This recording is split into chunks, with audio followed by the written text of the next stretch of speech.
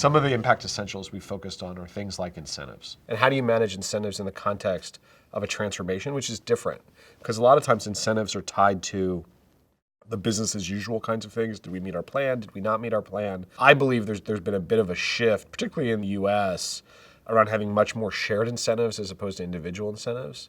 And so we've looked at financial and non-financial under the logic of you really need a mix, right? Some of it's got to be about what did you do, right? What did you do in the context of your team, and what did your team accomplish, and how's the business doing? On the financial side, we've developed a view of what works best, and some of that's got to vary based on the context, all the way down to how do you think about percentages, the mechanics, how you track it, how you tie it in to the initiative values, and there's a real science around that. At some level, if it's too large, it's not motivational or may motivate the wrong behaviors. So how do you make it meaningful, but almost not too meaningful, right, if you will?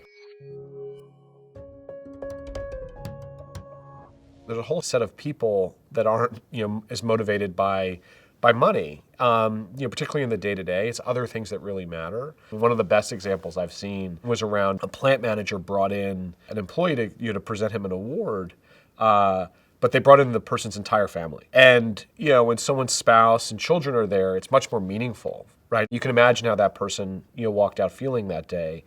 I've seen examples, in some of the coldest parts of the country in the Midwest where there was contests around parking spaces, and so the teams would get to park closer to the front gate. And it sounds silly, but there was real excitement around that and bragging rights. It could be naming a road or an intersection, after an employee did something special.